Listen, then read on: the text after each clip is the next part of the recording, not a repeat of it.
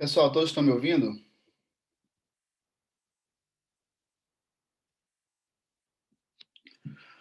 Oi, pessoal, todos estão me ouvindo? Sim, estamos. Sim, professor. Pronto, pessoal, Sim, oficialmente boa tarde, tá? A gente está vindo aí na nossa segunda aula e para fechar também esse cronograma de aulas, que logo depois vai ser, vocês têm atividades, vocês têm a prova teórica e a prova prática para poder realizar e nós finalizarmos essa disciplina. Eu tenho visto aqui algumas pessoas novas na nossa aula, né, que não estiveram na passada, assim como outras pessoas que estiveram na passada e que não estão nessa. Eu queria que, mais uma vez, vocês se apresentassem de modo rápido e falassem o nome e falassem o polo, tá bom? Por favor. boa tarde a todos. Me chamo Wildon Freire, sou do Polo Caxias. Hildo, né? Caxias. Obrigado, Hildo, por estar com a gente. Boa tarde. Mário Boa Neto. tarde. Boa tarde, me chamo Mário, sou do Polo de Imperatriz. Pronto, obrigado, Mário. Boa tarde. Suzy.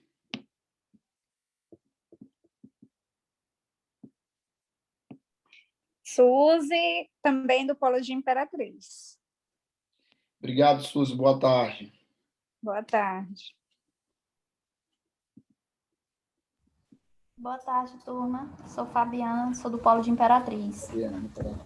Fabiana esteve na última aula, né, Fabiana? Sim, professor, eu estava sim. Boa tarde, obrigado, Fabiana, por mais uma vez estar com a gente. Sara Stephanie. Boa tarde, eu sou do Polo de Imperatriz. Pronto.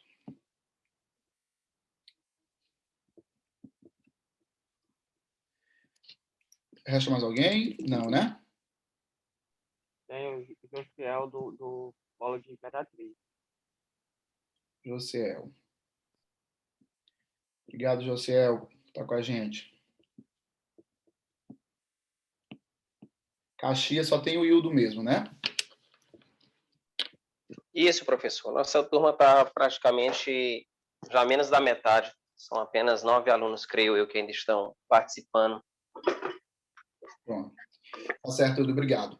Pessoal, então, a gente, na aula passada, os que estiveram, a gente está falando sobre gestão da produção e logística, o quanto a gestão da produção e logística ela é importante nessa atividade de vocês, né, na qual vocês estão buscando se formar como técnico. Então, o quanto é necessário vocês terem um entendimento da gestão da produção e da logística, né? Claro que esse assunto, essa conversa, ela não se esgota nessas horas que a gente tem.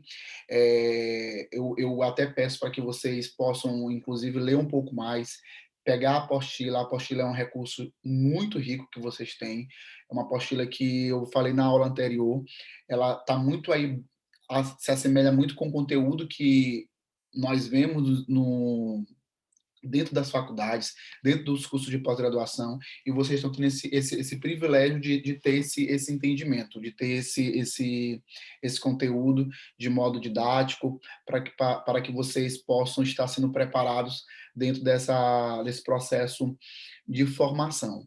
Tá? A gente falou um pouquinho sobre planejamento, sobre administração, sobre muito mais da parte da produção.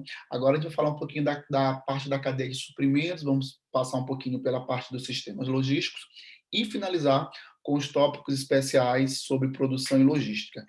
E eu vou tentar acelerar um pouco, porque eu quero que a gente consiga responder umas perguntinhas que vão dar subsídios para que vocês consigam ter um entendimento melhor e uma facilidade maior na prova teórica de vocês, que vocês estarão fazendo lá no final do mês.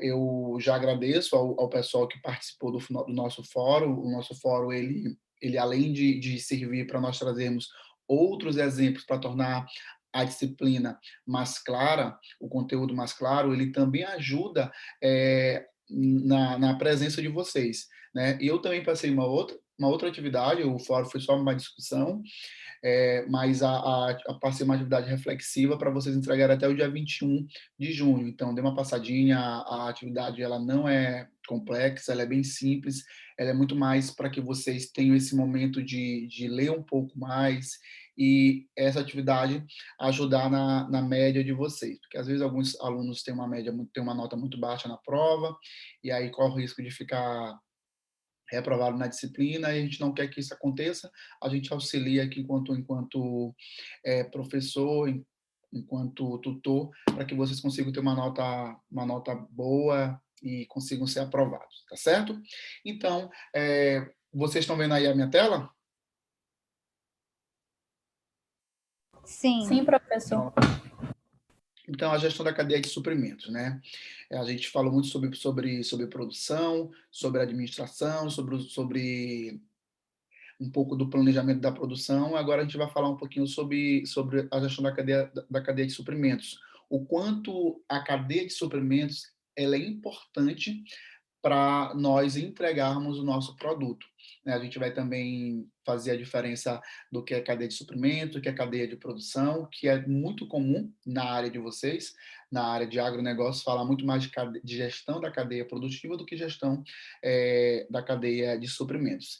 Então, um outro termo que é muito comum ser chamado a cadeia de suprimentos, e a cadeia de suprimentos está dentro da área de logística, é supply chain. Acho que vocês já ouviram falar nessa palavra. Então, a cadeia de suprimentos, a cadeia, como o próprio nome já diz, né, se nós formos tentar conceituar o termo cadeia, o entendimento que se tem é que essa cadeia ela é um instrumento, é algo que está junto, né? Eles estão sincronizados. E os suprimentos são tudo aquilo que de insumos, são todos os meios que fazem esse insumo, esse produtor rural, desde o plantio até conseguir entregar esse produto para o consumidor final, tá bom? Então, a gestão da cadeia de suprimentos nada mais é do que um relacionamento entre esses entes, entre a indústria, fornecedor, indústria, distribuição, varejo e consumidor. Desde a aula passada, eu havia falado um pouquinho desse processo, né? Eu já havia adiantado e falei que iria detalhar um pouco mais. Imaginemos que uma pessoa, para produzir, ela tem que ter insumos, concordam comigo? Um produtor rural ele tem que ter insumo, ele tem que ter que insumo é esse? Ele tem que ter semente, ele tem que ter o adubo para poder plantar. Esse plantio ou essa cadeia de suprimentos ou um processo do boi, quando ele está ainda in natura, ele vai passar por um processo de industrialização, né? Seja no corte do boi, seja no processamento, e alguém tem que fazer esse elo, que é a distribuição. Essa distribuição vai fazer o elo com quem? Para o varejo. E esse varejo vai fazer o elo para o consumidor. É que vocês entendam que esse processo, essa gestão da cadeia de suprimentos, elas são interdependentes, certo? Um depende do outro para que esse produto final ele consiga chegar na mesa do brasileiro, na mesa do consumidor, tá? E aqui esse fluxo é um fluxo de um produto, tá? De um produto de modo geral.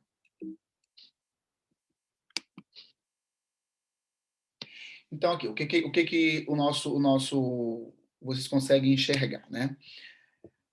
O fornecedores, fabricantes, atacadistas, consumidores, varejistas, consumidores e clientes. O que o nosso material traz? Cadeia de suprimentos é formada por organizações que trabalham em conjunto com a finalidade de suprir o consumidor final, com os produtos e serviços desejados. Portanto, não podemos ver a atividade agropecuária e agroindustrial como simples fornecimento ao cliente imediato, ou seja, para aqueles que vendemos diretamente os produtos, e sim como parte de um sistema que visa garantir o abastecimento alimentar e energético do consumidor final.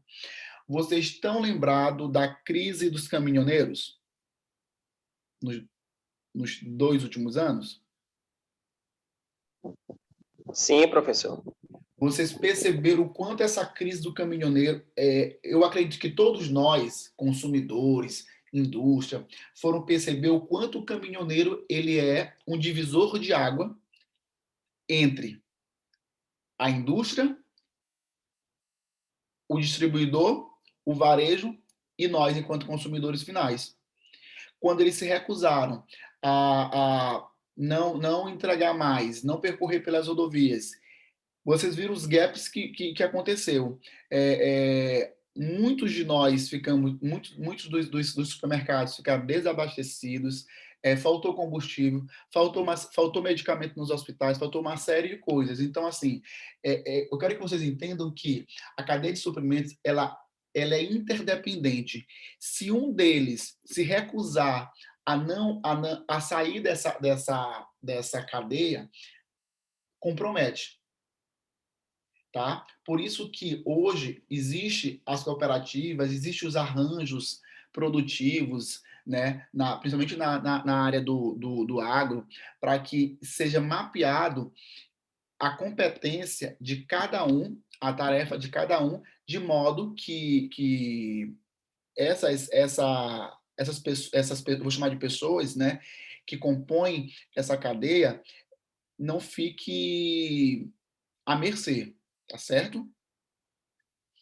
Então, aí nós temos os fornecedores, os fabricantes, os atacadistas, o consumidor barra cliente, o varejista e o consumidor barra cliente. Né? A gente, quando tá consumindo um produto, quando está buscando comprar um produto, a gente nunca consegue enxergar, ter esse entendimento dessa complexidade que é uma cadeia. A gente acha que foi muito simples chegar esse produto até a gente, né? Até o supermercado, até nós comprarmos enquanto cliente.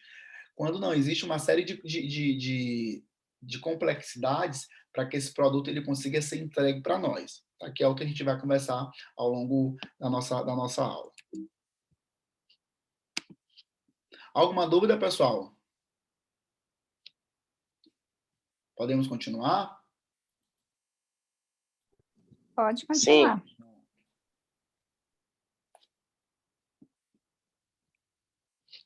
Cadeia de suprimentos versus cadeia produtiva. Enquanto a cadeia de suprimentos ela está interessada muito mais no produto, né, no relacionamento desses entes que ligam a cadeia de suprimentos, a cadeia produtiva ela que é responsável por como é que eu posso dizer? Por estratificar o leite. Vamos dar um exemplo do leite, a cadeia do leite. Na cadeia do leite, desse leite, a gente pode fazer o quê, pessoal, do leite? A gente pode fazer o queijo, a gente pode fazer a manteiga, a gente pode fazer uma série de outras coisas, né? Não é isso? Então, enquanto a cadeia de suprimentos ela está mais focada no produto, em relacionar esses entes, a cadeia produtiva ela está muito mais preocupada em estratificar do boi ou da cadeia suína, ter vários e vários produtos ou subprodutos, tá? Quando tratamos sobre cadeia de suprimentos, o foco está nas organizações, fornecedor, fabricante, distribuidor, varejista, né, como mostra a figura. Quando tratamos da cadeia produtiva, o foco está no processo, nas atividades necessárias para entregar os diversos tipos de produtos que relacionam a empresa. Ou seja, os processos eles têm que estar mapeados, porque se esses processos não estiverem mapeados, isso compromete a entrega desse produto para o varejista. Então, é na cadeia produtiva que se diz que do boi eu vou fazer os cortes, desses cortes vai me gerar o corte para picanha, para costela, para isso, para aquilo. tá bom? Então, eu acho que desse modo fica mais didático para que vocês consigam entender. Os elementos da cadeia de suprimentos, né, e da cadeia produtiva. Eu falei ainda agora há pouco dos insumos que são necessários para que o produtor rural ele possa produzir, né? Então, esses elementos compõem a cadeia de suprimentos, eles são interdependentes. Então, aí a gente tem o produtor rural. O produtor rural só vai ter produto, só vai ter a soja se alguém plantar, né? Não vai passar pelas agroindústrias se não tiver um plantio. Então, a gente tem aí o produtor rural, que faz o plantio da cana-de-açúcar, só vai se ter açúcar se tiver plantio da cana, só vai ter biocombustível se tiver o plantio da cana, enfim. Tá? Então, esses elementos eles são importantes. As agroindústrias são aquelas que fazem o processamento, que fazem que esse insumo, desculpa, ele se transforme em um produto, tá? Depois disso, depois dessas agroindústrias, a gente tem um varejo. Só que antes desse varejo, a gente tem os intermediários. Quem são os intermediários? São as transportadoras, são os distribuidores, são os traders, são os fornecedores, tá? Quem é esse trader? Imaginemos que vocês estão com uma plantação e vocês vocês não sabem para quem vender. Então, é a hora que esse trader ele entra em contato com vocês para saber a capacidade produtiva que vocês têm, para que ele possa fazer a ligação, né? Ou ele compra, né? Ou ele garante já essa produção, ou ele negocia para que você todo semestre ou de acordo com a sua colheita, ele já entregue esse produto para o varejo ou para o distribuidor, tá bom? E as transportadoras também fazem um trabalho semelhante. Inclusive grande parte da nossa produção, né, é feita pelo modal rodoviário decorrente dessas transportadoras. Saindo um pouco do agro, entendendo um pouco mais de industrialização, de produto. Grande parte desses produtos que nós recebemos quando a gente compra, seja no Shopee, seja no AliExpress, nesses marketplaces internacionais, ou no Americanas.com, no Magalu, quem faz esse serviço, né, quem faz esse produto chegar mais rápido em nossas mãos são as transportadoras. Tá? E aí a gente tem também os fornecedores de insumos, né? Que é aquilo que eu falei, que é eles que comercializam esses insumos para o produtor rural. Tá claro, pessoal? Tá sendo simples entender, né? Continuemos. As principais cadeias produtivas do agronegócio aí. A gente tem a cadeia da carne, né? A cadeia da carne pode ser dividida em 3 tipos principais: avicultura, bovinocultura e suinocultura. Frango, boi e suíno.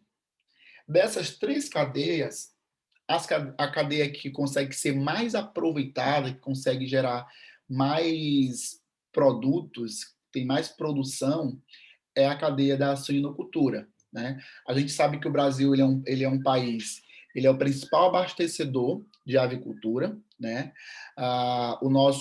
Em relação ao nosso rebanho bovino, a gente só perde para a Índia. Nós somos o segundo país do mundo que tem o maior rebanho, né? Isso no suinocultura, a gente está aí entre os 4 primeiros, né? Então, assim, nós abastecemos o mercado internacional. Vocês entendem essa força que o agro tem, principalmente nessa pandemia, principalmente nesse momento de isolamento social.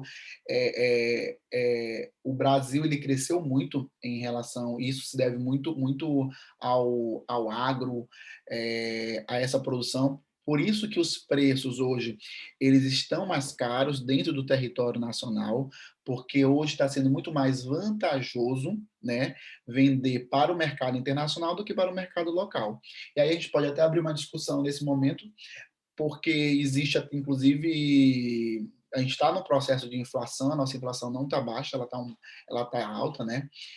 por conta dessa exportação. A gente está exportando mais do que importando. E quando a gente exporta mais, é muito melhor vender em dólar do que vender em real. Concordam comigo? Sim, professor. Com Sim. certeza, professor.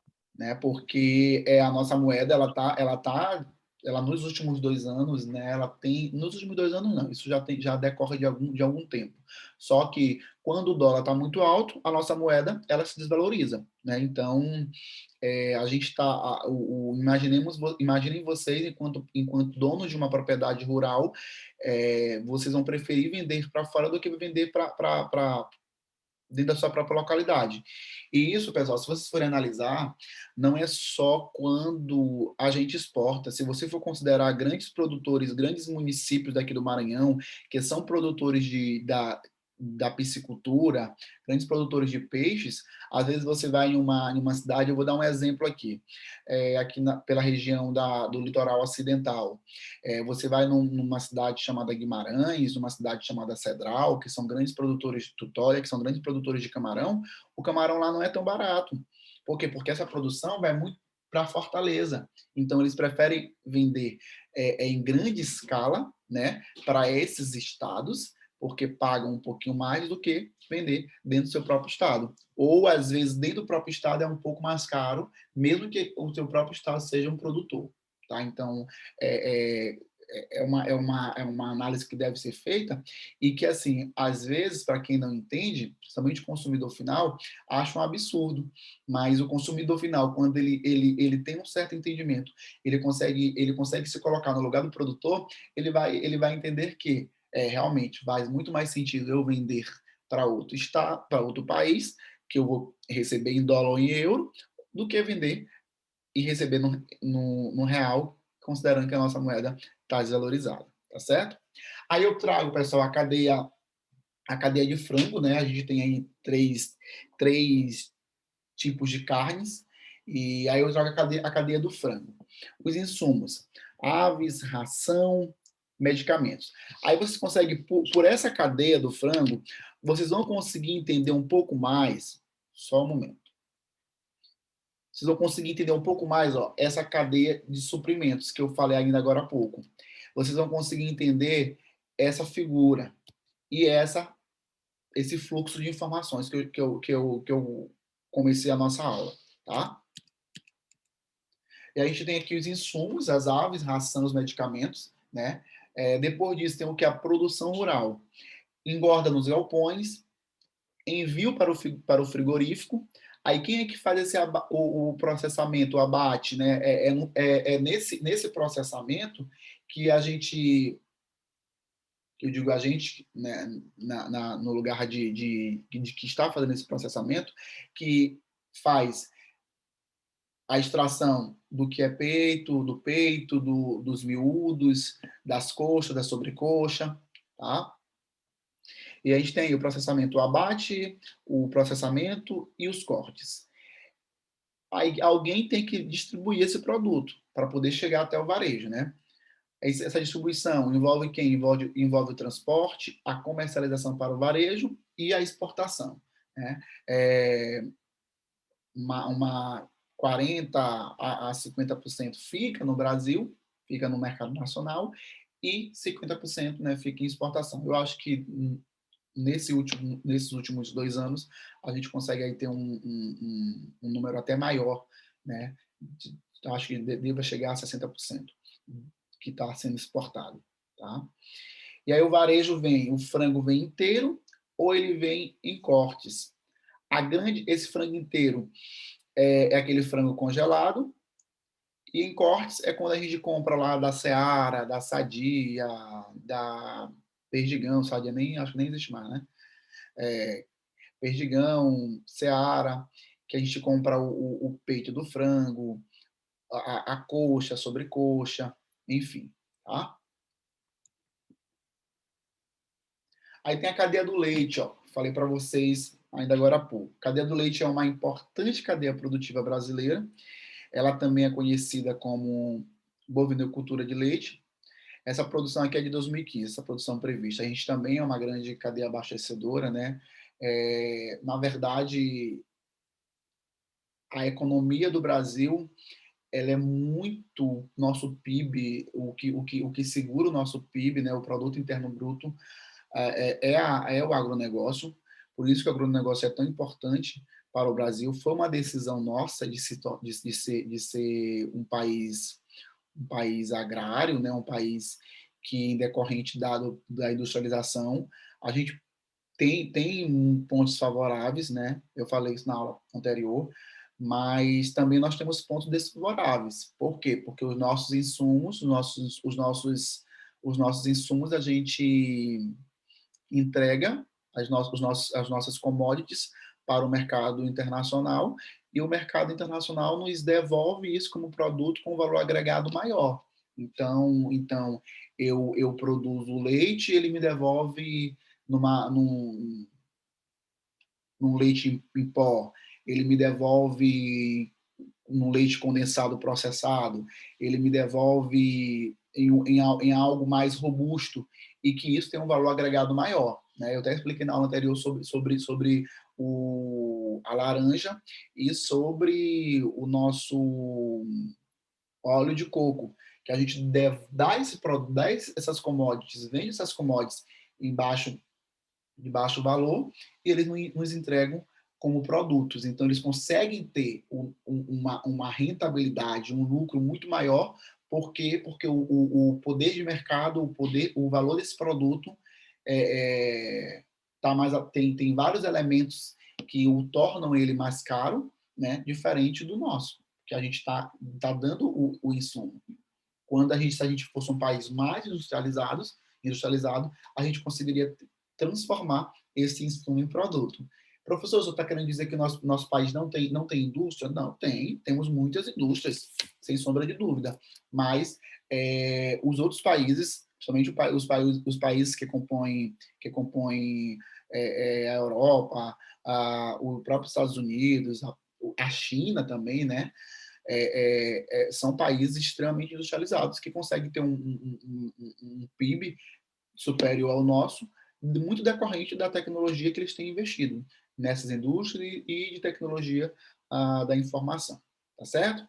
Tá claro, pessoal? Tem alguma dúvida? Querem contribuir com alguma coisa? Entendido, professor.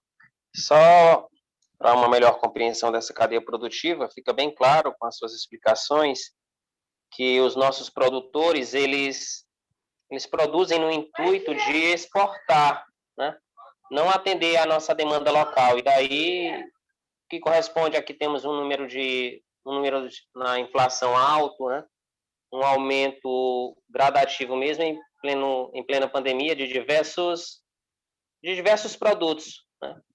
Exatamente. E o que acarreta o crescimento do agronegócio nesse primeiro semestre, né? Assim como foi todo o ano de 2020 também. Perfeito, Hildo. E assim, também há de se analisar, percebo o quanto é importante, o quanto nessa disciplina vocês conseguem ter uma visão clara de todo o curso de vocês, o quanto a disciplina ela é importante, porque aí abre várias discussões, né? A gente tem o período da safra e da intersafra do tomate. O tomate tem período que ele está muito caro, né? Quando ele falta no mercado, quando a cebola.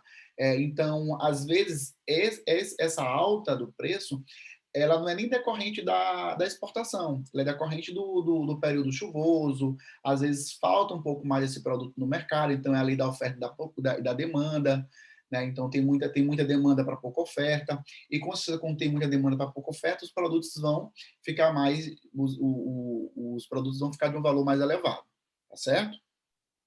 E professor, só pegando um gancho que você falou, um dos pilares mais importantes da cadeia de produção, ao meu ver, é a questão da logística. E lá no início da aula você comentou sobre a crise dos caminhoneiros, e assim, a iniciativa pública tem que mudar, mudar nosso modal de transporte, que também é um ganho, de não ficar apenas refém dos caminhoneiros. Lógico que eles têm uma importância e vão continuar tendo a importância no transporte de mercadorias, mas melhorar nossa infraestrutura portuária, melhorar nossa questão de ferrovias também, que nossa malha ferroviária é muito aquém comparado com a Europa, com os Estados Unidos, que são países Isso, industrializados. Mário. A gente vai falar já E um também, pouquinho, Mário, dessa discussão, inclusive vai abrir para um debate, que é essa parte da logística, que eu acho que é o momento que vocês vão mais participar. Porque tudo que isso Mário Neto está falando, realmente são os desafios que o nosso setor do agro tem. A gente é um país que tem uma produtividade altíssima, a gente tem muita produtividade, os nossos campos são fartos, né? Porém, essa produtividade, ela não é ainda um resultado. Por quê? Porque isso se perde justamente no que Mário está falando, né? Os nossos sistemas modais, eles são arcaicos, né? O Brasil escolheu, principalmente o rodoviário, então a gente perde muito. Eu sou de São Luís, então, assim, se vocês um dia vir aqui pela Vila Maranhão, que é o caminho que dá acesso ao porto, vocês vão ver durante o período que os caminhões estão trazendo a soja para ser exportada, vocês vão poder identificar, parece que são soja, né, no asfalto, muita. Hoje em dia já tem fica um pessoal colhendo, captando essa soja, né, porque serve para eles darem para os seus animais. Então, imaginem, nossa soja ela vem de onde? Nossa soja ela vem muito mais aí da região do sul do Maranhão, né?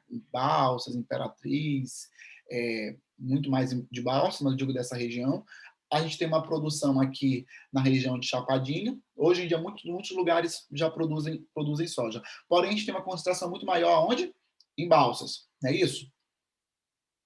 Imagina esse caminhão vindo de Balsas até São Luís, o quanto se perde em termos de grão. E o quanto isso poderia ser revertido se não perdesse em lucro para o empresário.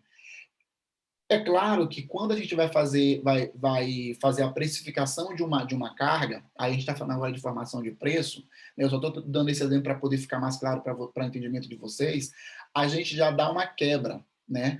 Mas essa quebra, se os caminhões fossem mais se as nossas rodovias fossem melhores, a gente conseguiria fazer uma quebra muito menor, né? Para que isso pudesse se transformar em lucro, tanto para o produto, o distribuidor, quanto para quem está recebendo e para quem vai transformar esse insumo em um produto. Tá bom? Beleza, Mário? Certo? Estão me ouvindo? positivo, sou positivo. Porque eu acho que o áudio está demorando de chegar aqui. Tá? E aí a etapa olha só, pela figura, a gente tem o produtor, a gente tem a indústria, né? A gente tem o mercado e a gente tem o consumidor. Então percebam o quanto nunca vai existir, pessoal, nunca vai existir essa cadeia sem o produtor e sem o consumidor. A gente só produz porque existe uma demanda. Vou trazer um exemplo da nossa última aula. Imaginemos que, como eu estou vendo aqui rostos muito novos na aula, então eu vou trazer esse exemplo mais uma vez. E aí os nossos amigos, colegas que estiveram na primeira aula vão ter um reforço. Imaginemos que a gente consegue produzir morango, deixa eu ver, numa região aqui do Maranhão. Na região de Caxias, consegue produzir morango em Caxias? Depende, Professor, eu creio que os recursos hídricos nós temos. Agora, talvez as condições climáticas talvez não sejam favoráveis e temos que ver a questão do estudo de solo, né? Perfeito. Mas é possível, é possível. Diante do estudo de solo, creio que seja possível. Perfeito. Já que se é... Mário ia falar alguma coisa do Depende. Por que, Mário? Não, é isso, isso o Hildo foi bem mais abrangente. A questão do solo, a questão de clima, tem que fazer uma análise bem crítica e um investimento também na questão da infraestrutura para receber essa cadeia do morango. Porque pela nossa região tem essa questão da temperatura. Perfeito. E vocês que já são conhecedores, até mais do que eu, e qual é a região que é mais, por serem da área, por estarem estudando, né? Eu sou da área de administração, no entendimento de vocês, o morango, a gente consegue ter uma produção melhor aonde? Em que região do país? Sul e Sudeste, não é isso? Positivo, professor. Inclusive, eu estou aqui no Sudeste. Pronto. Aqui o morango é bem mais barato que no Nordeste. Bem mais barato, perfeito. Perfeito, perfeito. E o nosso morango, Mário, às vezes o morango que chega aqui em São Luís é um morango menor. Aí o morango do sul é um morango mais robusto, um morango mais bonito, Isso. né? O morango aqui é do tamanho de um jambo, professor. Exatamente. O nosso morango aqui de São Luís é um morango pequenininho, miado. A gente já consegue, já em outras, aqui na Seara, já tem alguns outros lugares que já vende um morango maior. Mas o que eu quero, o que eu quero dizer com isso? Que a probabilidade de eu conseguir, de eu estar no sul e no sudeste vendendo morango, conseguir vender morango e um morango de qualidade é muito maior e o esforço financeiro vai ser muito menor do que eu vender em Caxias, de que eu começar uma produção em Caxias. O investimento vai ser muito grande, certo? Imaginem, será que a gente consegue vender sorvete lá em Bariloche, na Argentina, que neva bastante? E picolé? Não. Não, não. Vocês estão percebendo? Então, assim, só vai ter em todo o tempo, pessoal, e em qualquer cadeia produtiva, seja na área do agronegócio, seja uma cadeia produtiva industrial, do telefone, da televisão, em qualquer cadeia, em qualquer indústria, só tem produção se tiver cliente para comprar, se tiver consumidor, certo? Às vezes, vocês vão no supermercado, vão em algum lugar, vocês compram. Vou dar um exemplo de uma caneta, tá? Estou com essa caneta e hoje fui no supermercado ou em algum lugar, papelaria, e encontrei essa caneta. A caneta é muito bacana e tal, etc. Tem uma escrita boa. Aí daqui a 2 anos, daqui a 1 ano e meio, daqui a 6 meses, eu volto nessa papelaria e não encontro essa caneta. Mas eu me atentei para a descrição da caneta. Eu vou na internet, eu vou procurar essa caneta. Só que eu não consigo encontrar essa caneta. Porque essa caneta, ela foi produzida, porém, a venda dela não foi suficiente para cobrir os custos necessários. E o que aconteceu? O que a empresa fez, pessoal? Tirou Tirou ela ela. de mercado. Exatamente. Hein, Então, professor? Ó, um exemplo que eu passei aqui, eu estou falando da exemplo da caneta, aqui eu estou na região de São Paulo, aqui o pessoal não consome tanto como a gente no Nordeste a questão do cuscuz. e Aqui arroz no, também, né? quase não tem farinha de milho, flocão, é raridade a gente encontrar no supermercado. Justamente por isso, que se tem, ninguém compra, porque né, o pessoal não tem costume aqui. Então, só tem para vender aquilo que o pessoal consome. Então, Exatamente. E não o nosso tem país, oferta. por ter o nosso país, por ser um país muito grande e a gente tem várias diferenças regionais, né? É muito comum vai ser muito comum a gente encontrar a questão da farinha de milho, do flocão, no Maranhão, porque a gente gosta do cuscuz. Na região Nordeste, né? Assim como na região Norte, já vai ter algumas dificuldades de encontrar outros produtos que vende na Paraíba. O Maranhão, ele é um estado muito agraciado, porque a gente está muito mais para o norte do que para o nordeste. Então, a gente consegue ter características do nordeste e do norte. Né? Então, a gente consegue ainda encontrar uma variedade de coisas. Tá bom? Diferente do sul e do sudeste, que tem muita coisa que a gente não consegue encontrar no Maranhão, porque é muito comum já no sul e no sudeste, certo? Como o pêssego e outras frutas que são mais dessa região. Tá bom? E aí, essas etapas da cadeia produtiva do leite. A ração, que são os insumos, né? A ração para poder nutrir essa vaca, os medicamentos necessários, o material genético, criação do gado leiteiro, ordenha, separação do leite, processamento, coleta do leite, pasteurização, classificação e industrialização, e aí a hora de fazer a produção dos derivados. O que eu vou fazer com esse leite? Eu vou fazer o processo do leite em pó, eu vou fazer o processo, eu vou fazer a manteiga, eu vou fazer o queijo, que tipo de queijo que eu vou fazer, e etc, etc. Tá bom? E aí o varejo, né, que é a comercialização em supermercados, mercearias, padarias, produtos, leite, queijo e iogurte. No Maranhão, a gente tem aí um supermercado, e esse supermercado também já está penetrando em outros estados, né, como Tocantins, que já está, Pará, eu acho que já está também, e agora, recentemente, em Fortaleza, no Ceará. Na verdade, no Ceará. Não sei se ainda já chegou em Fortaleza, já chegou em alguns interiores do Ceará. A gente tem o Matheus, ele fazendo o papel de distribuidor e de varejista. Por isso que, inclusive, ele tem a bandeira é o Mix Matheus, é só Matheus, porque ele consegue fazer tanto a tarefa de distribuir, quanto também de fazer a parte do varejo, tá certo? Ele ainda não industrializa as coisas, com exceção da indústria do pão. Alguns produtos da área de panificação, ele fabrica, né? Mas a grande maioria das coisas ele recebe desse elo aí da cadeia de suprimentos, tá? Do produtor, da indústria e etc. Pronto. As principais cadeias produtivas do agronegócio aí, né? A gente tem a cadeia produtiva do milho, a gente traz até um quadro, inclusive está lá na apostila de vocês, que fala um pouquinho sobre os estados mais produtores. Infelizmente, o Maranhão ele tem um potencial muito grande, mas a gente ainda produz pouco, né? A gente é muito produtor de arroz, e a nossa produção, infelizmente, é uma produção de subsistência.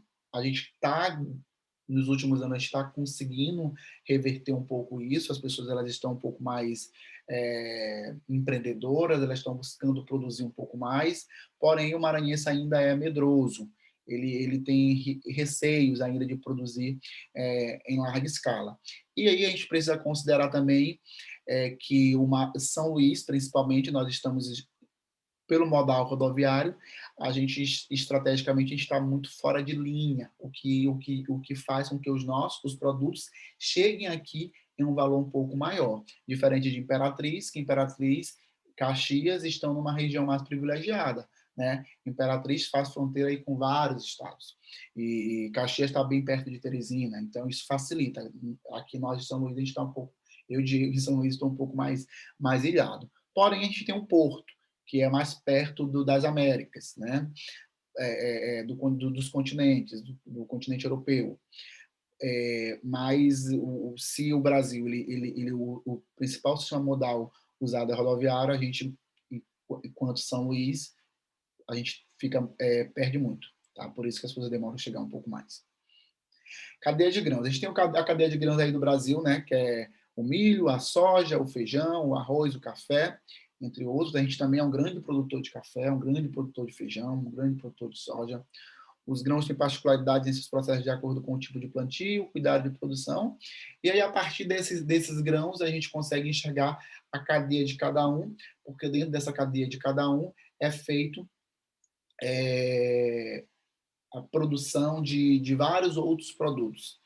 Tá? A gente tem do milho e da soja. Insumos, sementes, fertilizantes, defensivos, agrícolas, máquinas e equipamentos. Percebam que no anterior não se falou em máquinas, em equipamentos, perceberam? E nesse, e nem defensivos agrícolas, porque a gente estava considerando cadeias que não dependiam tanto desses insumos, né, de máquinas e equipamentos e defensivos agrícolas. Esse a gente precisa, a gente depende, né? São grãos, então os grãos são necessários, que eu tenha semente, que eu tenha fertilizante, que eu tenha defensivo, que eu tenha máquina para passar na produção, que eu tenha os equipamentos necessários para poder fazer a colheita, certo? E a produção rural. O plantio, o cultivo, colheita, armazenagem e o transporte. Tudo isso, pessoal, principalmente na área de armazenagem e transporte, a gente vai falar um pouquinho melhor mais lá na frente, né? Esse nosso conteúdo é todo interligado. A gente fala um pouco aqui para reforçar um pouco mais lá na frente. O processamento é o esmagamento e industrialização da soja, produção de ração animal, industrialização do milho, produção de biocombustíveis. Aí o varejo, tem o varejo, tem a distribuição, desculpa, e tem o varejo. Até aí tudo bem? Podemos continuar?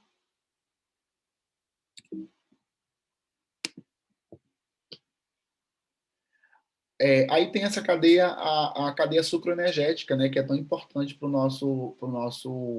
nosso país.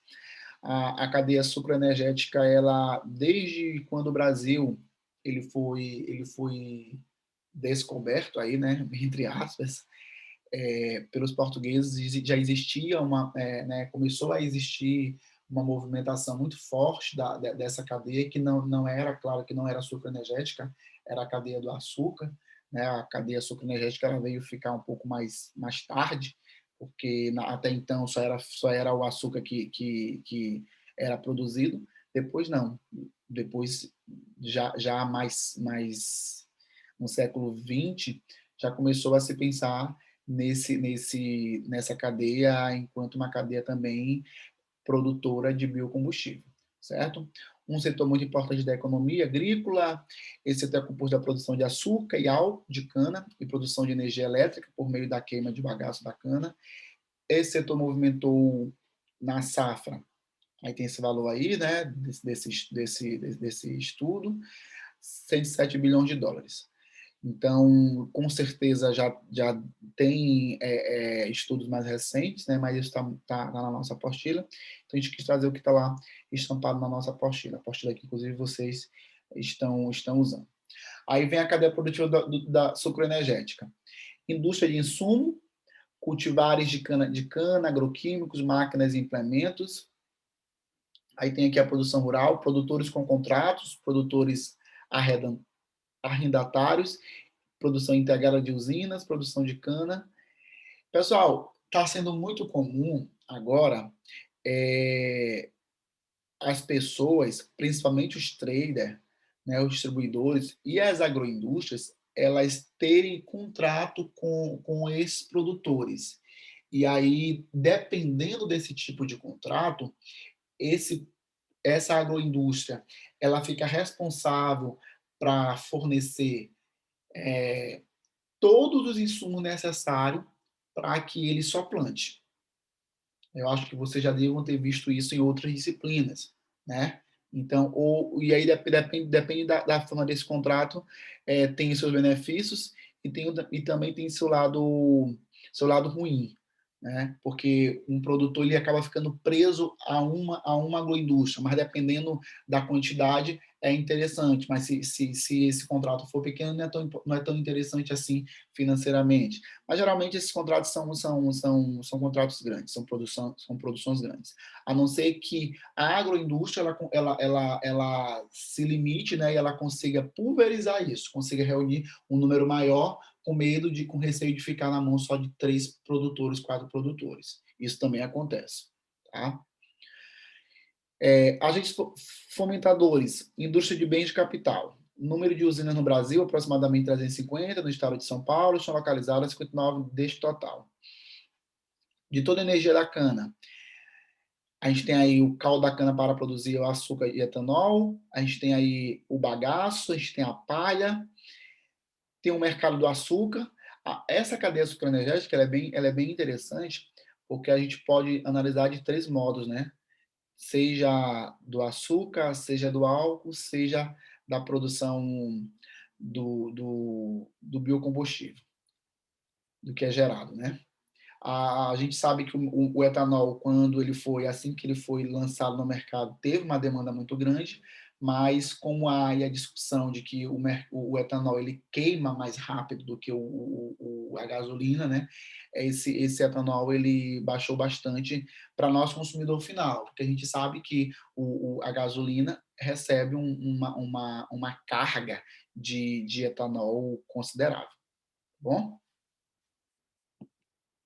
Aí tem aí o bagaço da cana-de-açúcar, que representa 10,8% da nossa matriz energética nacional, né? Uma representatividade interessante, se a gente for comparar com as outras matrizes energéticas, né? Tem aí a matriz energética solar, eólica, que está crescendo, mas a gente tem aí uma representatividade interessante. Beleza? Pessoal, nessa gestão da cadeia de suprimentos, ficou alguma dúvida? Querem fazer algum comentário, alguma coisa do tipo?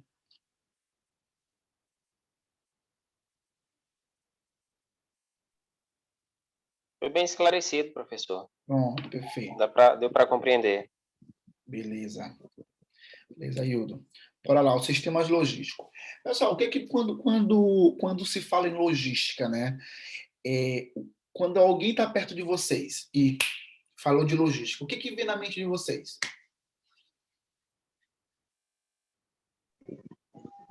Refere-se ao transporte, né, professor? Ao armazenamento, desde a matéria-prima até o consumidor final. Creio que seja mais ou menos isso. Certo. Quem mais?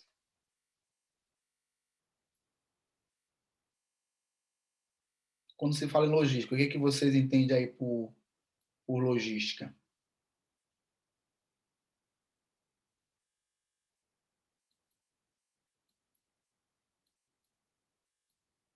Então, pessoal, olha, a gente falou sobre cadeia de suprimentos e a supply chain como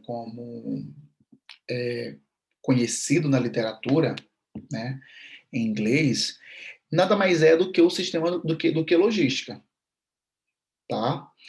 A nossa logística, ela no Brasil, ela é um pouco tardia. A nossa logística, ela começou a se pensar em logística de modo muito, não de modo mais abrangente, com os pallets, né? É bem engraçado essa história dos pallets, né? Que a partir de um pallet, né, e lá na década de 60, 70, se não me falha a memória, começou a se pensar em logística, porque os pallets, ele conseguia organizar um armazém, um estoque um pouco melhor com o uso dos pallets, para que as empilhadeiras pudessem pegar esse pallet e pudessem levar de um lugar para o outro. Tá? Mas a logística ela vem lá da era militar, das guerras, né? E assim como várias coisas que os campos de batalha, os campos de guerra foram criados, né? Muito por necessidade e hoje tem vários setores da economia, em várias coisas que a gente usa. E a logística, tudo isso que a gente falou de cadeia de suprimento, tudo isso que a gente falou de planejamento, de plantio, de produção, se não tiver alguns elos da logística, nada adianta. Assim como é importante ter alguém que plante, ter alguém que faça, que compre, alguém só vai comprar se tiver os sistemas modais, né, operando para que esse produto ele consiga chegar para nós.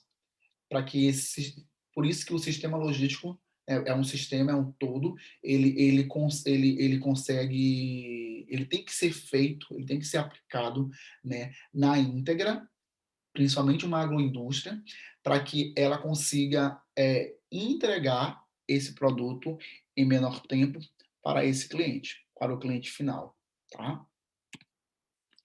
A logística no agronegócio, né? Além de planejar e de controlar o transporte e a armazenagem, ele não só planeja, mas ele também é responsável pela armazenagem desses produtos, né? E economicamente viável, desde a produção rural, passando pelas agroindústrias, falei, até o varejo, onde se encontra o mercado consumidor, que é só uma coisa mais técnica, tá?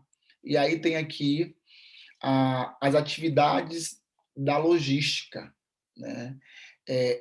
Essas atividades da logística, elas são, em alguns setores, é mais comum a gente se deparar pela cadeia de estoque, em alguns outros setores é mais comum a gente encontrar a gestão de transporte, e em outros a gestão de armazenagem e a gestão de pedidos, certo?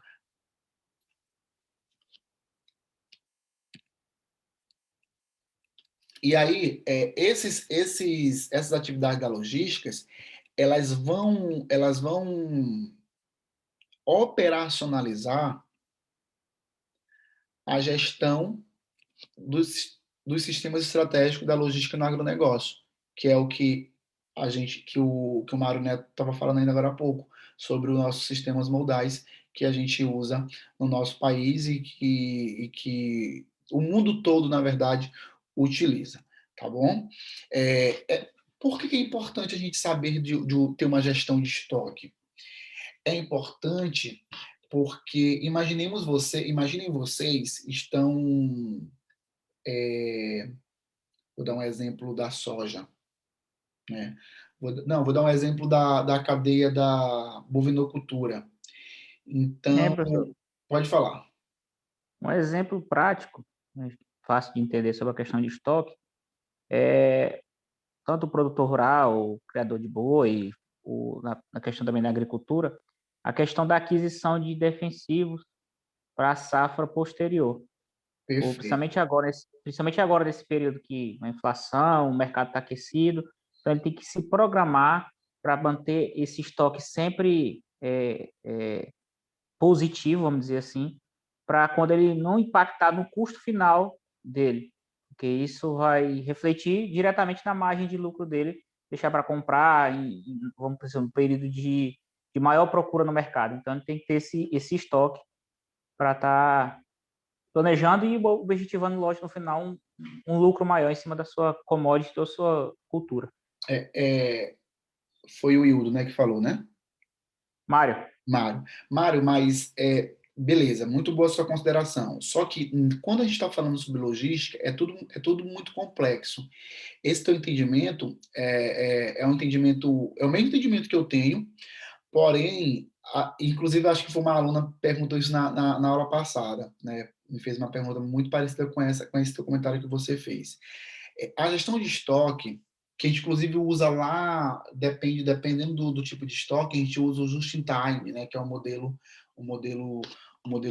me parece, não faz memória agora, japonês, que é onde você vai buscar muito por demanda, né? Eu sei que no agronegócio isso é muito complexo de fazer, mas a gente dependendo da atividade, a gente pode trabalhar com estoque mínimo. Esse estoque mínimo, ele me permite que... Só que isso é muito difícil no agronegócio, tá? Eu só estou ilustrando para ficar mais... para a gente conseguir também pensar de outros modos. Ele é mais difícil, é mais compreensível fazer uma gestão de estoque mínimo em outros setores. No setor do agronegócio é um pouco mais complexo. Inclusive, a gente vai falar já um pouco mais na frente sobre isso. Vou dar um exemplo. Por quê?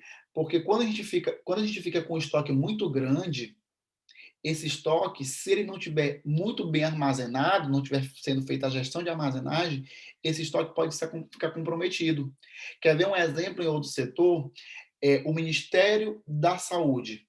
Ele comprou não sei quantos testes de Covid, certo? Esse teste de Covid, ele tinha um tempo de vencimento.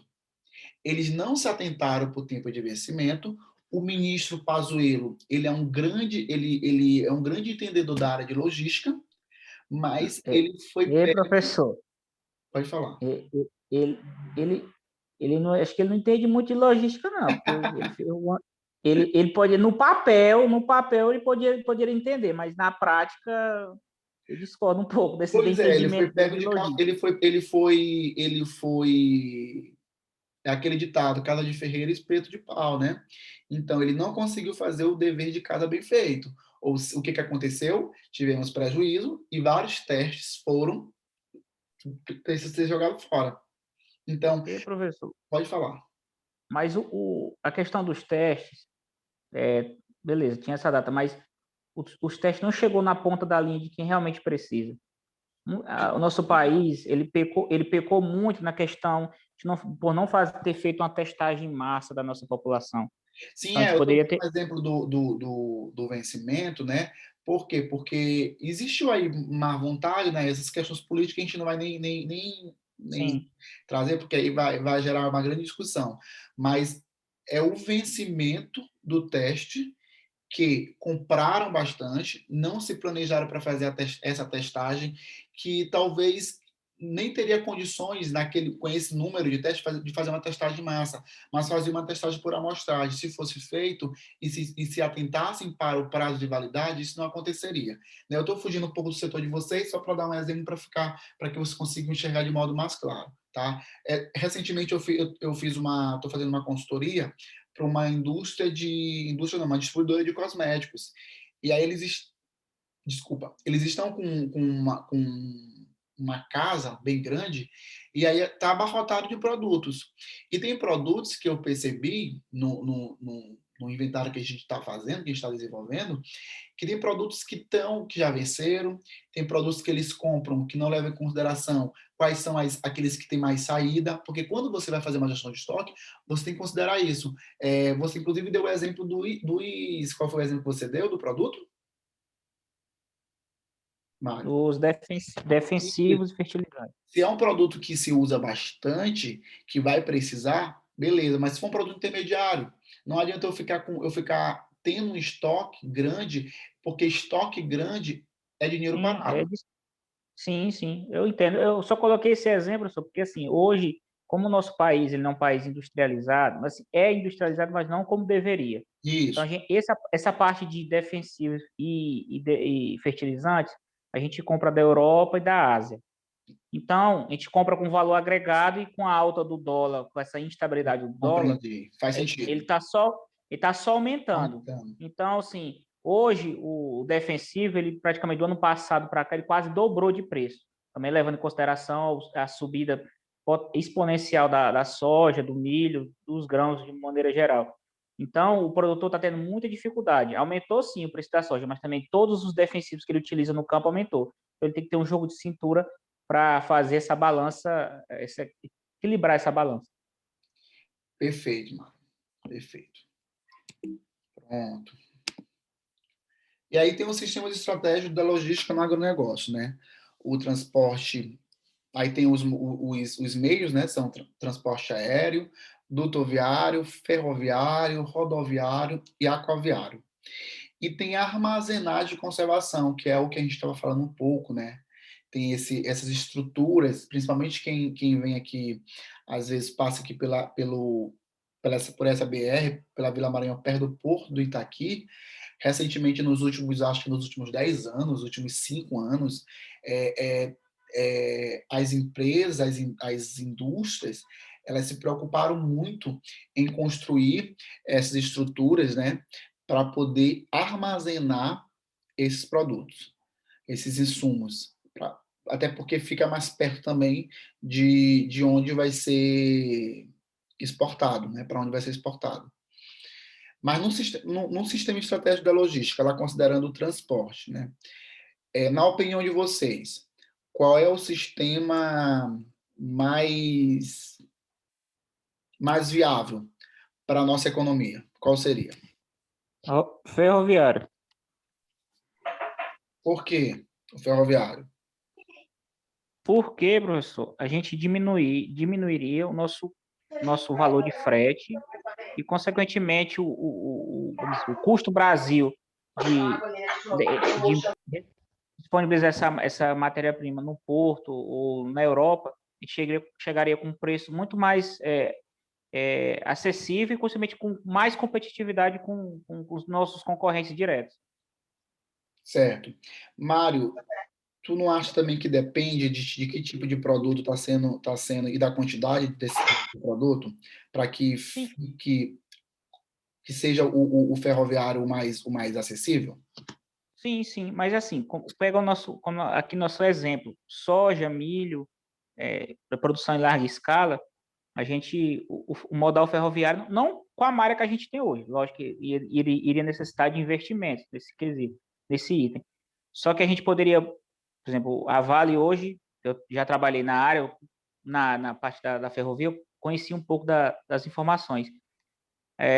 A gente consegue a tonelada, hoje já existe, a VL já faz isso, parte dos grãos produzidos no sul do estado, eles saem de Porto Franco, vem até a Ceilândia pela Ferrovia Norte-Sul, e na Norte-Sul interliga na Ferrovia Carajás até o porto. Então, isso tem barateado o custo e dado competitividade nas nossas commodities. Então, falo isso para milho, soja, eu vejo isso como... E também a celulose também, a Suzana, da Imperatriz. Isso. Ela viu a Imperatriz como, não por Imperatriz ter terra, tem terras boas, mas também pela questão da localização. Hoje ela se instalou, tinha um Rio Tocantins, o processo de celulose precisa de muita água, então o Rio Tocantins, graças a Deus, tem muita água, e também pela questão geográfica de Imperatriz. Ela fez um ramal ferroviário que interligou na Ferrovia Norte-Sul e, consequentemente, interliga na Carajás e chega até São Luís também. Então, nos grandes países também, nos Estados Unidos, na Austrália, que tem um modal ferroviário bem interessante, e o custo de transporte é bem melhor comparado com o rodoviário, por exemplo. Muito bom, Mário, viu, esse seu comentário. Você falou de uma coisa muito importante, que é muito discutido em produtividade e logística, né? E principalmente quando se fala de sistemas modais, é do custo Brasil. O Brasil, o que o Brasil fez? Ele imitou o sistema dos Estados Unidos, né? Numa determinada época. E qual era o sistema que os Estados Unidos começou a desenvolver em uma determinada época? O rodoviário. Só que, diferente da gente, eles têm manutenção. Nós não temos manutenção. O que faz as nossas estradas ficarem extremamente precarizadas. E aí, depois que o governo, os presidentes que passaram pelo país, priorizaram o sistema, eu não digo nem priorizaram, né? Ficaram reféns só de um sistema modal, que foi o sistema rodoviário, isso compromete a nossa qualidade, o nosso custo e a nossa competitividade. Quando eu falei anteriormente que nós temos uma produção em alta escala, mas em termos de resultado, eu quis dizer que nós não somos um país competitivo. A gente perde muito em competitividade. E não só no agro. Nós somos um país que tem baixa competitividade em vários e outros setores, seja na indústria, seja no comércio, seja no serviço. Por quê? Porque, se tratando do sistema modal, optou-se em priorizar o rodoviário em detrimento do hidroviário, aquaviário, né? Hidroviário, do aquaviário, do ferroviário, que são sistemas modais muito mais acessíveis, principalmente o ferroviário e o aquaviário, certo? Então, isso faz com que... como é que a gente consegue ver o quanto o Brasil é prejudicado? Existe uma métrica, inclusive na apostila de vocês, depois dei uma lida, é que o dinheiro que fica no bolso de um norte-americano é 4 vezes, me fala a memória, maior do que o que fica no bolso de um brasileiro. Então, tudo isso faz com que a gente tenha menos rentabilidade. E uma propriedade rural, uma agroindústria, e aí eu falo agora de negócio, qualquer negócio, pessoal, né? Ele precisa ser competitivo, ele precisa ser rentável. Se não for rentável, não é importante continuar. Quando eu disse para vocês que o Maranhão ele é um estado ainda de subsistência, é porque, mais uma vez, o exemplo da caneta, se eu enquanto empresário, produzo 10 canetas, ou tenho 2, 3 hectares, tenho não sei quantos hectares, mas só vou plantar em 5, 6, 7 hectares. No ano seguinte, eu passo a minha vida inteira plantando nesses 7 hectares. Por quê? Porque é economia de subsistência. Não é uma economia para ter um lucro maior, para empregar mais pessoas, para envolver mais pessoas nesse processo. Então, isso tudo reflete no nosso custo Brasil, de nós não termos competitividade frente a outros países, ao próprio Estados Unidos, a própria Austrália e outros países que o Brasil fica muito, muito, muito aquém. Então, a gente tem uma produção muito boa, mas essa produção ela se perde. Em termos aí eu acho que de 3 a 5% se perde durante o percurso. Por quê? Porque escolheram um modal mais caro, um modal que se gasta mais em combustível, um modal e a gente está refém desse modal. Vocês viram na greve dos caminhoneiros, né, que a gente está refém, e ainda assim, vendo que nós estamos refém, nada ou pouco se fez para que pudesse viabilizar o modal ferroviário e o modal aquaviário. Pode falar. Quem pediu a palavra? Hoje o governo dos Estados Unidos, até para dar uma mudança dar um direcionamento para a economia, ele vai investir uma quantia trilionária em infraestrutura. Por quê? Justamente diminuir esse custo. Ele vai gerar emprego, gerar renda e, consequentemente, baratear ainda mais o custo de transporte e consequentemente, gerar mais competitividade com o seu maior adversário, que é a China. Então, os Estados Unidos tende a investir muito em infraestrutura e, assim, o dólar câmbio alto, hoje o minério de ferro, pegando o exemplo, como a gente está no Maranhão, tem um exemplo da Vale, o minério de ferro chegou a uma cotação que nunca chegou, passou a quantia de $200 a tonelada. Então, a gente poderia muito bem agregar valor a essa commodity, produzir o ferro, o aço aqui no Brasil. Sim. Parte vai para a China e, consequentemente, fortalecer a nossa indústria da construção civil aqui no Brasil, mas a gente continua naquela pegada ainda de ser celeiro do mundo em vez de ser a indústria. Perfeito. Pode ser as duas coisas, a gente pode ser as duas coisas. Perfeito, perfeito esse comentário. Ser celeiro do mundo ao invés de ser indústria. Exatamente. E a gente percebe o quanto nós temos apanhado tudo, os insumos necessários para a vacina que a gente lá do Butantan. Não tem momento que não tem insumo. Por quê? Porque quem produz, quem é? A China. Né? Então, a gente terceirizou uma competência que é nossa. A Índia, professor. Isso, a China e a Índia. Obrigado, Suzy.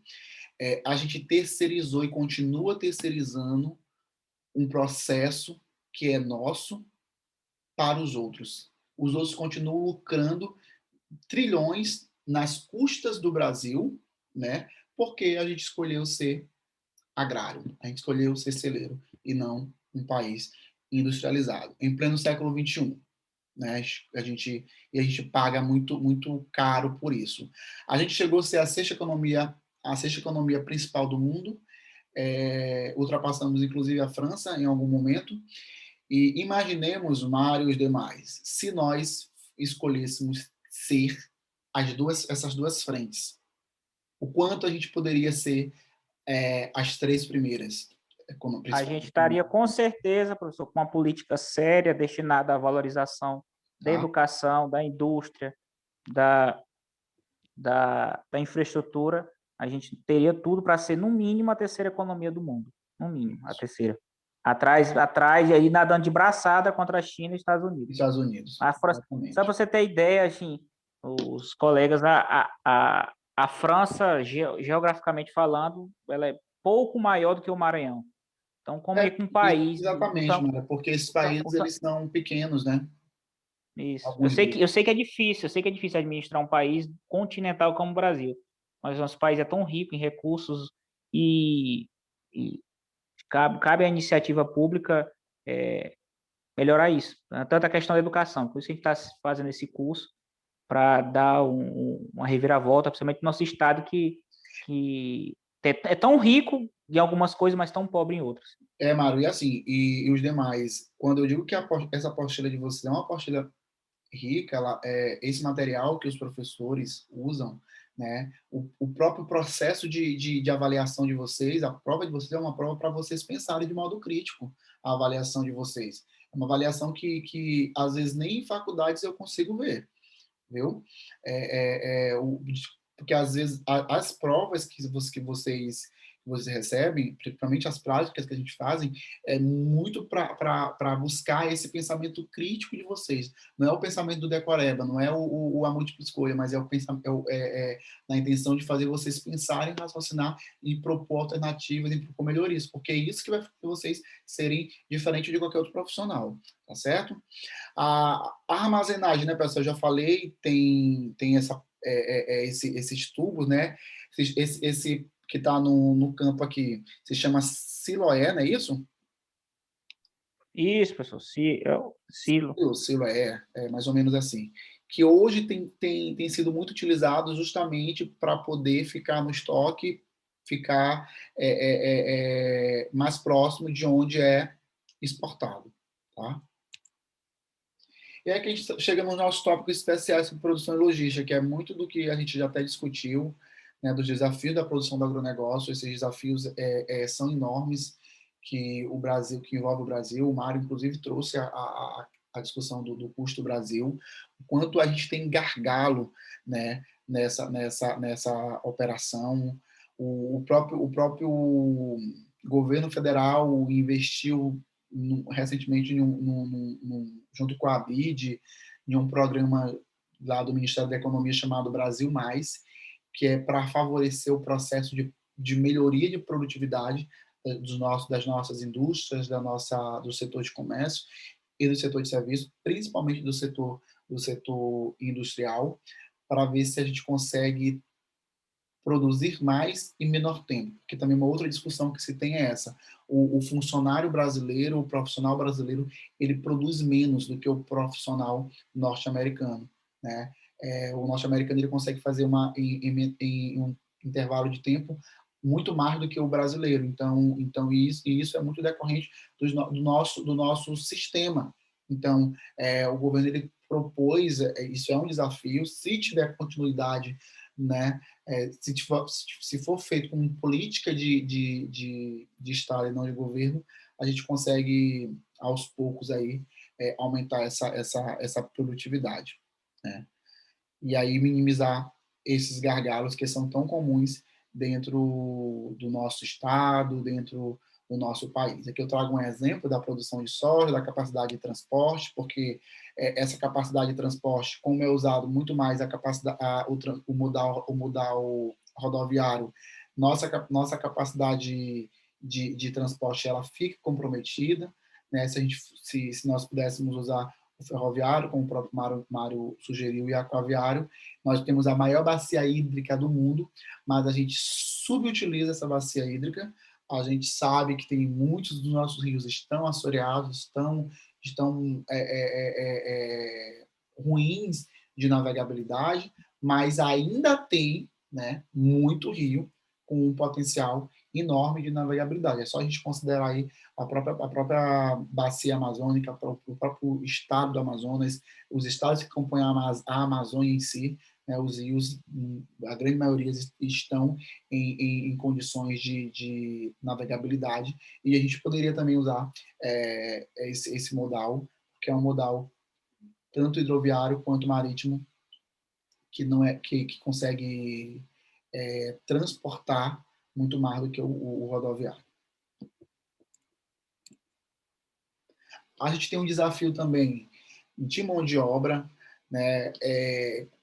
O agro ele tem se modernizado, isso é inegável, né? E é um lado positivo, né? A Embrapa, outras instituições, outros órgãos estão cada vez mais comprometidos e com o desenvolvimento de tecnologias. Eu até coloquei no nosso fórum um vídeo de um grupo de jovens buscando investidores para a fazenda, para um projeto que eles estavam desenvolvendo. O quanto a tecnologia ela é importante e quanto ela tem contribuído nessa mão de obra. Porém, né, a mão de obra ainda é um desafio, porque as pessoas precisam se capacitar, precisam buscar conhecimento para manusear esses equipamentos, para manusear esses instrumentos de tecnologia da informação. Porque se não tiver conhecimento, não consegue. O processo manual ele está cada vez mais se manufaturando, se industrializando, e aí precisa de profissionais capacitados, né? Porque senão não adianta a tecnologia ajudar e não ter pessoas que possam executar, tá? Sim. A gente está na época da indústria 4.0, né, professor? Então, a gente precisa de pessoas com pensamento crítico. Hoje, o processo industrial ele é todo automatizado. Então, envolve menos pessoas, mas pessoas com uma bagagem bem acima da média. Então, até uma forma da gente crescer dentro de uma determinada carreira é buscar justamente essa questão do conhecimento. Tanto a parte de automação, gestão e o próprio agronegócio, né? Desses 3 pilares que a gente, absorvendo o mínimo possível, acho que dá de dar uma guinada na vida profissional. Exatamente. Os gargalos logísticos que temos é a falta de transporte, a má distribuição da matriz, só para vocês entenderem o quanto a gente depende desse modal rodoviário, que tem tempo que não tem caminhão para transportar o que se produz no campo, o que o agro produz. É só para vocês terem, vou dar um exemplo para vocês. Recentemente eu sou consultor empresarial, né? E aí eu presto serviço para várias instituições grandes daqui do estado. E aí eu estava com um cliente prestando consultoria na idealização de um negócio de varejo, de iluminação. E aí ele disse, não, Diego, eu vou parar, porque eu fiz uma análise, eu acho que eu vou comprar um caminhão, porque financeiramente está sendo melhor, porque está faltando um caminhão no mercado, e vou usar, vou contratar um motorista e vou fazer esse translado aí de produto. E aí a gente foi na caneta, né, na calculadora, analisar a ideia do que era mais rentável. Pela falta de caminhões, e por esses caminhões, esses caminhoneiros, né, estarem recebendo um valor até interessante, o frete, tudo isso que é envolvido, ficou bem melhor ele investir no caminhão, mesmo o caminhão aí custando 400 a 700 mil, 700 mil, se não me falar a memória, ficou mais financeiramente melhor o caminhão, porque ele ia ter menos estresse, se considerarmos que ele ia precisar ter 5 funcionários na loja, e a loja que ele estava querendo construir era para um determinado público classe B, ele iria precisar investir na ordem de quase 1 milhão. Então pela falta de caminhões no mercado, ele optou em comprar o caminhão. Então, eu estou trazendo isso como exemplo para vocês entenderem, né, que o quanto esse sistema modal rodoviário é usado, mas ainda assim ele é ineficiente, se nós considerarmos o custo do Brasil. Mas para quem usa, é viável financeiramente. Deu para entender? Sim. No Brasil, cerca de 60% do transporte é realizado por caminhões, né? Como vimos, eles têm capacidade de carga inferior à dos trens, das barcas e dos navios. É o que a gente já havia comentado e o que o Mário trouxe aí. Tem mudado, professor, assim, não falando, tirando o viés político, mas a atual gestão que responde pela parte da infraestrutura tem feito um trabalho legal. Então a gente tem Portos, construção, né? aí isso, investimento em portos, a questão da construção da FICO, da Ferrovia de Integração Centro-Oeste, aquela região de Lucas do Rio Verde, ali no Goiás, interligar hoje, após a conclusão, isso até a Vale que vai fazer essa ferrovia, ela é a contrapartida dela para as concessões da ferrovia Vitória Minas e da Carajás. Então a Vale vai fazer essa ferrovia, entregar para o governo. Então hoje a ferrovia vai sair lá de Lucas do Rio Verde e interligar o Porto de Santos. Então, aumentando nossa malha ferroviária. Então, se a gente continuar nessa pegada, melhorar essa malha, melhorar portos. A questão é dar continuidade, né? Isso. Sem viés político. Continuar Exatamente. sem pensar em partido político, pensar no nosso Estado como um todo. Que a gente tem esse problema aqui de falta de continuidade, porque B fez e C não quer fazer mais, enfim, né? E não pensa no país como um todo. Né? Aí eu trouxe aí um comparativo da nossa matriz de transporte, o quanto o Brasil, né, é dependente, é o que mais depende do modal rodoviário, né? E aí os outros que estão mais à frente da gente usam bastante o ferrovia e a hidrovia, tá? É que pode falar. A gente vai ter, pessoal, eu estou vendo bem que a notícia que recebi a notificação, a gente vai ter um desafio de logística. A gente vai receber 3 milhões da Johnson, com prazo de validade bem inferior. Então, a gente vai ter que, vamos dizer, se virar para distribuir essa vacina por todos os estados para efetivar nossa campanha. Então, Essa é a somar. preocupação, eu estava vendo, essa é a preocupação Isso. do Brasil hoje Então, com esse processo de distribuição dessa vacina, porque o tempo de limite me parece que agora é final de junho. Então, isso. se não aplicarem no braço do pessoal, corre o risco de Perder. perder, né? Tem 15 dias aí para a gente fazer isso. Então, mais uma vez, eu pensei que já estava até sendo entregue as vacinas, porque aqui em São Luís parece que semana que vem já vão começar. Pois é, professor, eu queria estar até aí para me vacinar. Aqui eu estou aqui em São Paulo pensando que ia me vacinar primeiro que meus colegas do Maranhão, mas eu vou ficar para trás. Pois é, aqui em São Luís ele já está indo para 29 anos. 30, semana que vem.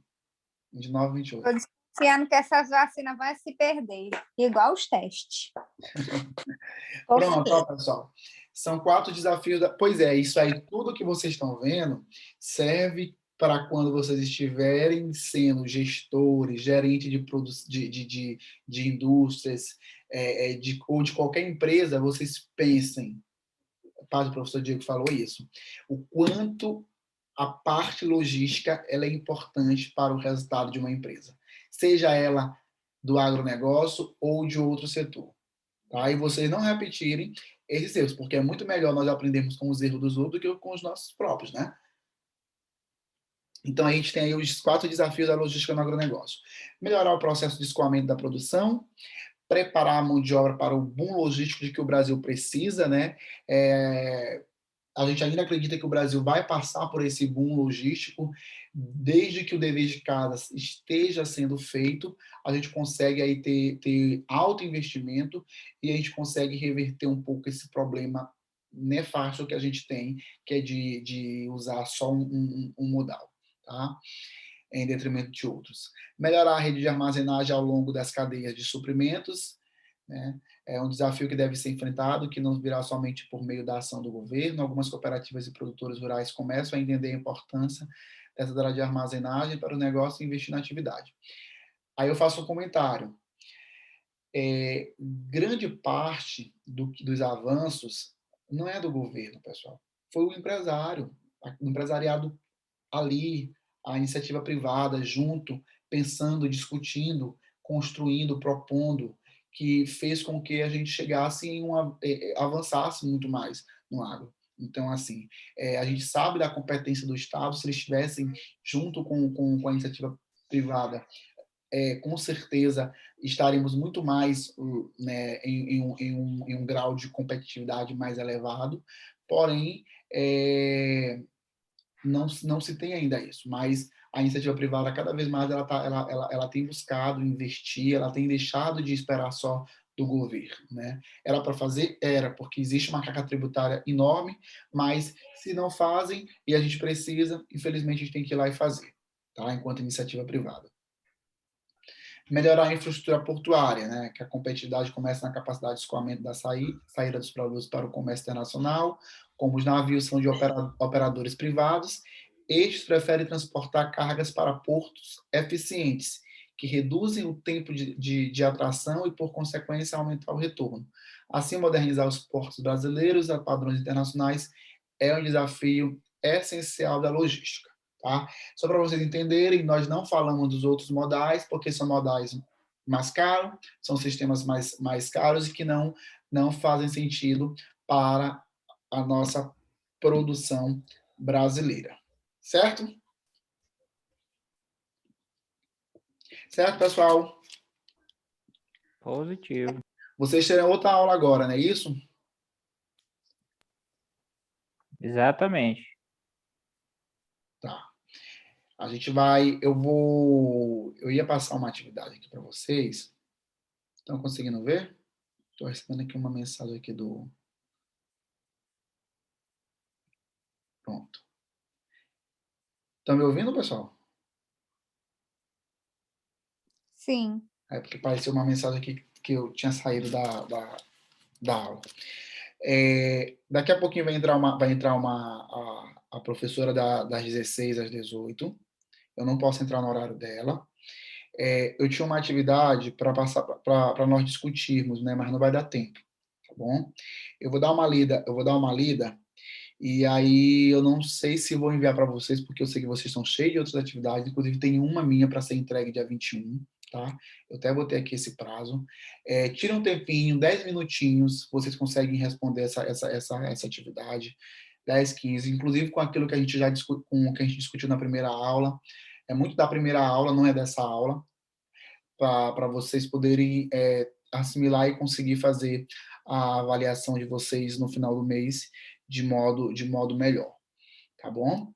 Eu vou dar uma lida rapidinho na atividade que eu queria passar, e que é para poder ajudar na avaliação de vocês. Vocês estão conseguindo ver essa minha tela aqui? Não, né? Da atividade. Dá um zoom aí, professor, né? Tá? Mas não dá para entender, porque a Tá letra bom. tá... Deixa eu dar o zoom aqui. Beleza. Então, é um texto, né? Possivelmente é o que vocês vão ver na avaliação, na prova de vocês, na prova prática. Aí tem, alimentar uma população de 7 bilhões de pessoas não é uma tarefa fácil. As pessoas necessitam de cereais e proteína animal em suas dietas, e operacionalizar tudo isso é sempre muito complicado para agricultores e agroindústrias. Uma das atividades desse processo é o transporte de animais para abate. Os animais são retirados de sua zona de conforto e são lançados em um ambiente de transporte estranho, irregular e com quase nenhum conforto térmico.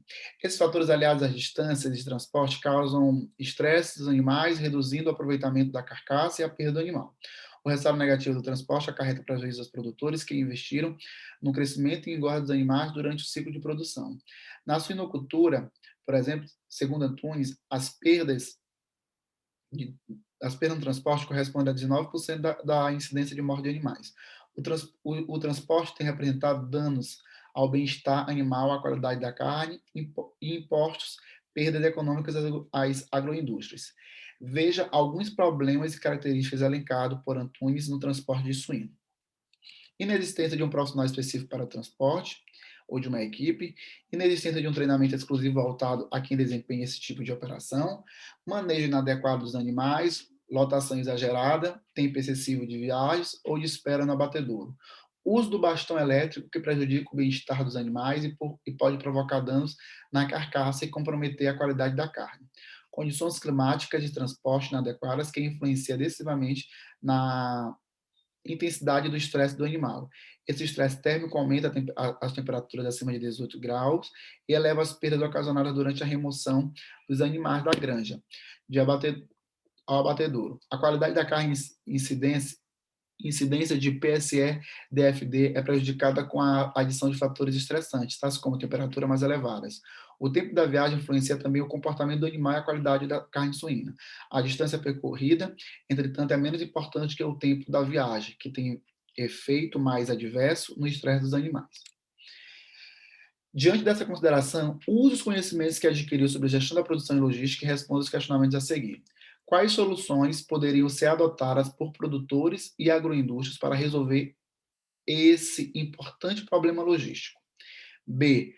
Como poderiam ser conscientizados os trabalhadores para adotarem e implementarem as medidas sugeridas no item A? Então, é uma questão, né, um pouco complexa, que vai exigir um pensamento mais crítico de vocês, tá? Então, vou interromper aqui meu compartilhamento. Então, se vocês quiserem, posso mandar posso deixar lá no nosso AVA.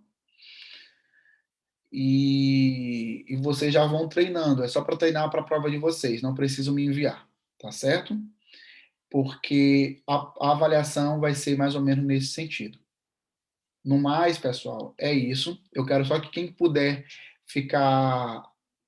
ligar a sua câmera para a gente poder fazer uma foto. Essa foto a gente bota no nosso relatório, tá? Para a gente poder finalizar a nossa aula. Tá bom?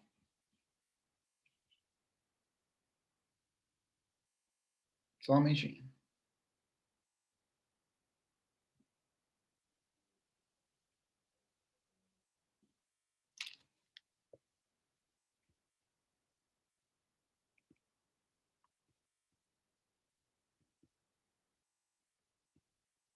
Só um momentinho. Estou aqui botando. Pronto.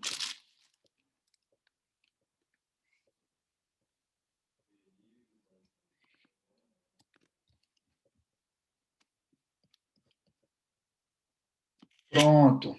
Cadê o Mário Neto? Sumiu. Deixa eu tirar outra. Todo mundo sorrindo.